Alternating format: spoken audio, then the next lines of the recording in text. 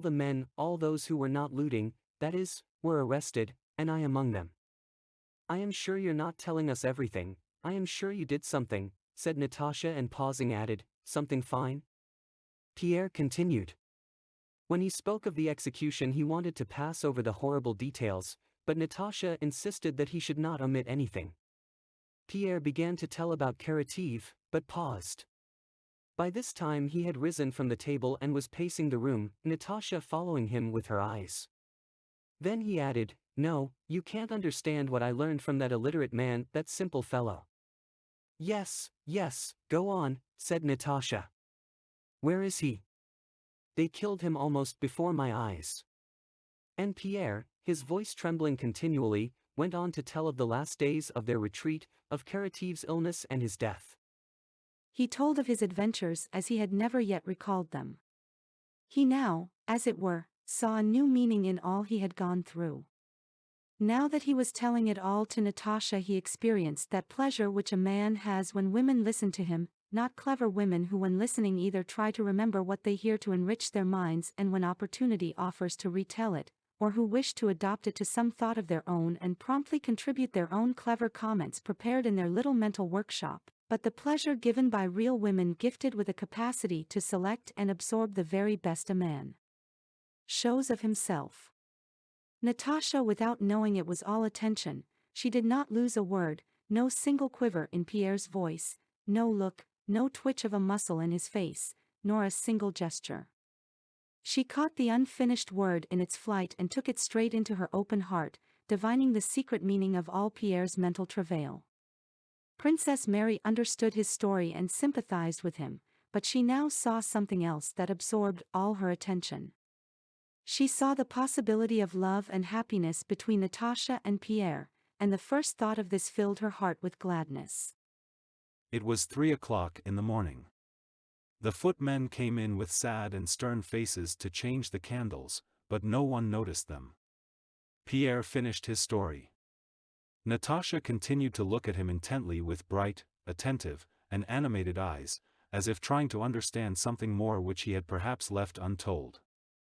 Pierre, in shamefaced and happy confusion, glanced occasionally at her, and tried to think what to say next to introduce a fresh subject. Princess Mary was silent. It occurred to none of them that it was 3 o'clock and time to go to bed. People speak of misfortunes and sufferings, remarked Pierre, but if at this moment I were asked, would you rather be what you were before you were taken prisoner, or go through all this again, then for heaven's sake let me again have captivity in horseflesh. We imagine that when we are thrown out of our usual ruts all is lost, but it is only then that what is new and good begins. While there is life there is happiness. There is much, much before us. I say this to you, he added, turning to Natasha. Yes, she said, answering something quite different. I too should wish nothing but to relive it all from the beginning. Pierre looked intently at her. Yes, and nothing more, said Natasha. It's not true, cried Pierre. I am not to blame for being alive and wishing to live, nor you either. Suddenly Natasha bent her head, covered her face with her hands, and began to cry. What is it, Natasha? Said Princess Mary. Nothing. She smiled at Pierre through her tears. Good night. It is time for bed. Pierre rose and took his leave. Princess Mary and Natasha met as usual in the bedroom. They talked of what Pierre had told them. Princess Mary did not express her opinion of Pierre, nor did Natasha speak of him. Well, good night, Mary, said Natasha. Do you know, I am often afraid that by not speaking of him, she meant Prince Andrew, for fear of not doing justice to our feelings, we forget him. Princess Mary sighed deeply and thereby acknowledged the justice of Natasha's remark, but she did not express agreement in words. Is it possible to forget? Said she.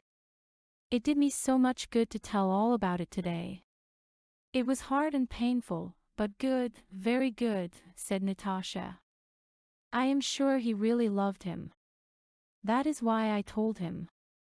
Was it all right? She added, suddenly blushing. To tell Pierre? Oh, yes. What a splendid man he is, said Princess Mary. Do you know, Mary, Natasha suddenly said with a mischievous smile such as Princess Mary had not seen on her face for a long time, he has somehow grown so clean, smooth, and fresh as if he had just come out of a Russian bath. Do you understand? Out of a moral bath. Isn't it true?